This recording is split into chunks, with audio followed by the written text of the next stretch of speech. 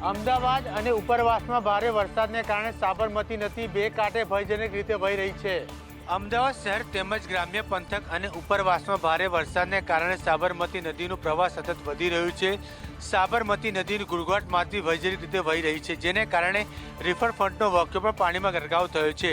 લોકોની સાવચેતીને ધ્યાનમાં રાખીને વોકવે પર પ્રતિબંધ મૂકવામાં આવ્યું છે। લોકોને આ વિસ્તારમાં અવરજવર ન કરવા પર પ્રતિબંધ મૂકવામાં આવ્યો છે। અમદાવાદના વાસણા બેરેજના 27 દરવાજા ખોલી 94,240 ક્યુસેક પાણી છોડાયું છે। સંત સરોવર ડેમમાંથી 76,624 ક્યુસેક પાણી છોડાયું છે, જેથી અમદાવાદ ગ્રામ્ય, ખેડા, આણંદ એલર્ટ કરાયા છે। સાબરમતીના વધતા પ્રવાહથી લોકો ભયભીત થઈ રહ્યા છે, જોકે તંત્ર દ્વારા સતત ચાંપતી નજર રાખવામાં આવી રહી છે। અમદાવાદમાં અવિરત વરસાદથી અનેક વિસ્તારમાં વરસાદી પાણી ભરાયા તો ઈસનપુરમાં રસ્તા પર જાણે નદી વહેતી થઈ હોય તેવા દ્રશ્ય સામે આવ્યા। આ દ્રશ્યો સ્માર્ટ સિટી અમદાવાદના ઈસનપુર વિસ્તારના છે। ગઈકાલથી પડી રહેલા વરસાદને લઈ અનેક વિસ્તાર પાણીમાં ગરકાવ થયા છે। ઈસનપુરમાં રસ્તા ઉપર જાણે નદી વહેતી થઈ હોય તેમ લાગી રહ્યું છે, જ્યારે સર્વિસ રોડ કમરસમાં પાણી ભરાઈ જતા રસ્તો બંધ કરવાની ફરજ પડી છે। ત્યારે સ્થાનિક ધારાસભ્ય અમૂલ ભટ્ટે સમગ્ર વિસ્તારનો ચિતાર મેળવ્યો, જ્યાં પાણી ભરાયા છે તે સ્થળની મુલાકાત લીધી હતી અને અડધો કલાકમાં પાણી ઓસરી જશે તેવી બાહેધરી પણ આપી હતી। ગત 15 દિવસ પહેલાં જે અહીંયાની પરિસ્થિતિ હતી તેના કરતાં અત્યારે સારી છે। વરસાદ બંધ થયે લગભગ અડધો કલાકમાં પાણી ઉતરી જાય છે। અત્યારે પણ ગત વખતના પ્રમાણમાં ઓછા પાણી છે અને માઇક્રો ટનલ સાથે સંપૂર્ણ જોડાણ થયા પછી મને વિશ્વાસ છે કે આ પાણી ભરવાની સમસ્યા સંપૂર્ણપણે દૂર થશે। ડાંગમાં અંબિકા નદીના ઘોડાપૂરના કારણે ગીરા ધોધનું રૌદ્ર સ્વરૂપ જોવા મળી રહ્યું છે, ત્યારે તંત્ર દ્વારા લોકોને સાવચેતી રાખવા માટે અપીલ કરી છે। ડાંગ જિલ્લામાં ભારે વરસાદથી નદીઓ ગાંડી તૂર બની છે, તો વધઈ નજીક અંબિકા નદીમાં ઘોડાપૂરની સ્થિતિ જોવા મળી રહી છે, જેના કારણે ગીરા ધોધનું રૌદ્ર સ્વરૂપ જોવા મળી રહ્યું છે। પાણીનો આ ધસમસતો પ્રવાહ જોવામાં જેટલો સુંદર લાગી રહ્યો છે, તેટલો જ આસપાસના નીચાણવાળા વિસ્તારોને લોકોને ડરામણો લાગી રહ્યો છે। બીજી બાજુ આસપાસનું કુદરતી સૌંદર્ય સોળે કળાએ ખીલી ઉઠ્યું છે। દૂર દૂરથી પર્યટકો ગીરા ધોધને જોવા માટે અને પ્રકૃતિને માણવા માટે આવતા હોય છે, પરંતુ હાલમાં ગંભીર પરિસ્થિતિને લઈને પ્રતિબંધ લગાડવામાં આવ્યો છે। ગીરા ધોધ ન જવા માટે તંત્ર દ્વારા અપીલ કરવામાં આવી રહી છે। ચોમાસામાં પ્રકૃતિનો આનંદ માણવા માટે મોટી સંખ્યામાં પ્રવાસીઓ ડાંગ આવે છે, ત્યારે તંત્ર દ્વારા લોકોને જોખમી રીતે ફોટોગ્રાફી અને વિડીયોગ્રાફી ન કરવા માટે અપીલ કરી છે। રાજ્યભરમાં ભારે વરસાદને કારણે નદી નાળા છલઈ વળ્યા છે, ત્યારે ગાંધીનગરના સંત સરોવરના તમામ 21 જેટલા દરવાજા ખોલી દેવામાં આવ્યા છે। સમગ્ર ગુજરાત સહિત સાબરકાંઠા, બનાસકાંઠા, અરવલ્લી, મહેસાણા વિસ્તારમાં ભારે વરસાદને લઈ ધરોઈ ડેમમાંથી પાણી છોડવામાં આવી રહ્યું છે, જેને લઈ સંત સરોવર ડેમમાં પાણી સતત વધી રહ્યું છે। ત્યારે ડેમનું રૂલ લેવલ જાળવવા માટે ડેમના તમામ 21 જેટલા દરવાજા ખોલી દેવામાં આવ્યા છે। સંત સરોવરમાં પાણીની આવક 1.21 લાખ ક્યુસેક થઈ છે, જ્યારે 1.3 લાખ ક્યુસેક પાણીની જાવક કરાઈ છે। ડેમમાંથી પાણી છોડવામાં આવતા સાબરમતી નદીનું રૌદ્ર સ્વરૂપ પણ જોવા મળી રહ્યું છે। સાવચેતીના ભાગરૂપે અમદાવાદ અને ગાંધીનગરના નીચાણવાળા વિસ્તારોને એલર્ટ મોડ પર રાખવામાં આવ્યા છે।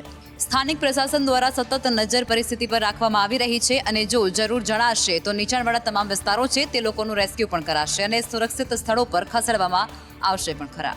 તાપીના ઉકાઈ ડેમના પાણીના સ્તરમાં સતત વધારો થયો છે। ડેમના 22 દરવાજા પૈકી 6 દરવાજા 5 ફૂટ સુધી ખોલવામાં આવ્યા છે। દક્ષિણ ગુજરાત માટે પાણી પુરવઠો અને વીજ ઉત્પાદનની દ્રષ્ટિએ અત્યંત મહત્વનો ઉકાઈ ડેમ છે, ત્યારે ઉકાઈ ડેમમાંથી પાણીની ભરપૂર આવક થઈ રહી છે। ઉપરવાસમાં અવિરત વરસાદને લઈને ડેમમાં 1,25,969 ક્યુસેક પાણીની આવક થઈ રહી છે। ડેમનું રૂલ લેવલ જાળવવા ડેમના દરવાજા ખોલવામાં આવ્યા છે।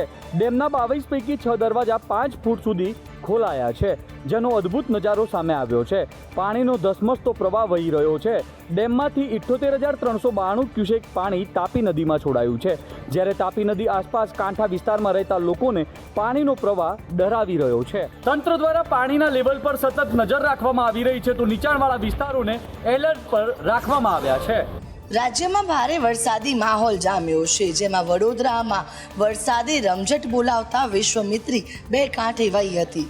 વડોદરા શહેર સહિત ગ્રામ્ય પંથકમાં ભારે વરસાદ જોવા મળી રહ્યો છે, જેને લઈને નદી નાળા ચલી વળ્યા છે.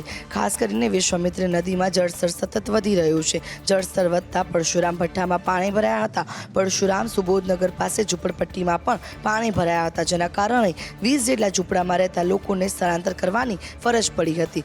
એટલું જ નહીં, ઝૂંપડાઓમાં પણ પાણી ફરી વળતા મગરોનો પણ ભય લોકોને સતાવી રહ્યો છે.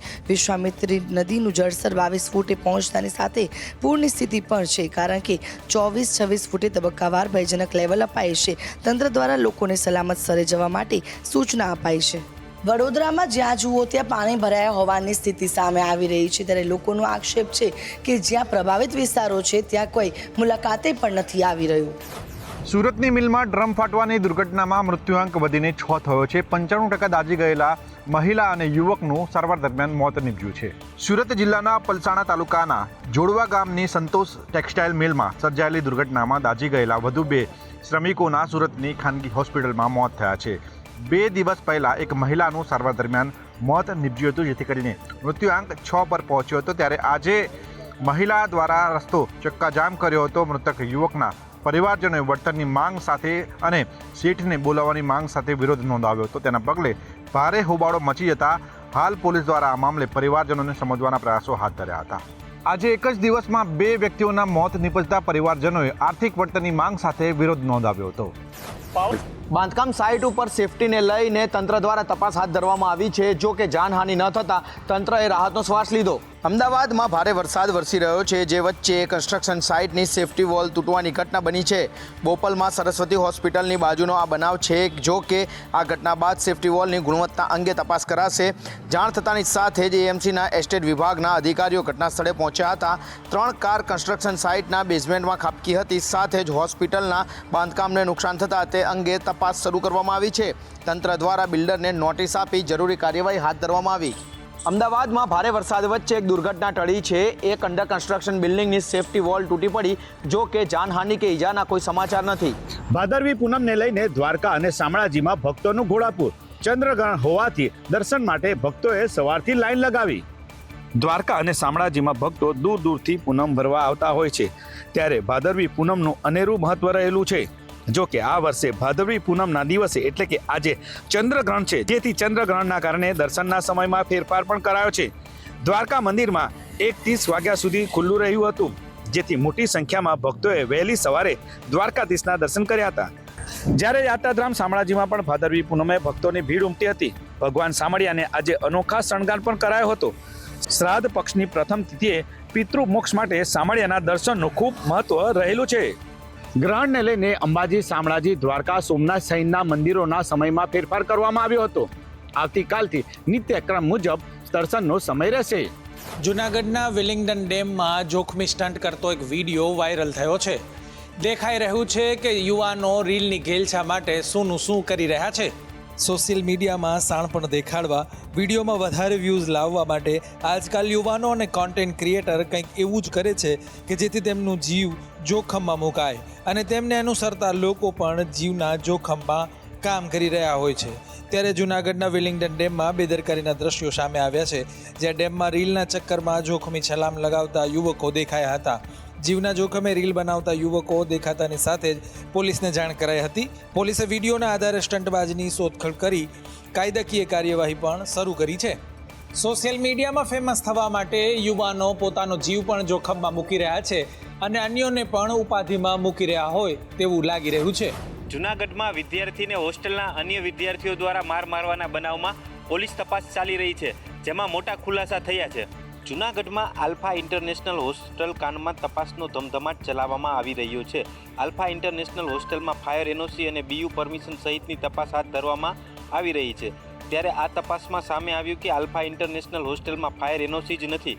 એટલું જ નહીં, હવે આ હોસ્ટેલમાં ઘર વપરાશના સિલિન્ડરના ઉપયોગ અંગે, સ્કૂલના બિલ્ડિંગમાં સાર્વજનિક પ્લોટના દબાણ અંગે, સાર્વજનિક પ્લોટમાં કૂવા ઉપર ફેન્સિંગ કરવા માટેની સૂચના પણ તપાસમાં હાથ ધરાશે. ત્યારે લોકમુખે ચર્ચા છે કે હજુ તપાસમાં મોટા ખુલાસા થઈ શકે છે. શાળામાં તમામ પ્રકારની તપાસ છે તે કરવામાં આવી રહી છે, કેમ કે બાળકોના ભવિષ્ય સાથે જોડાયેલો મુદ્દો છે. તપાસમાં અન્ય કોઈ ખુલાસા થશે તો કડક કાર્યવાહી કરવામાં આવશે.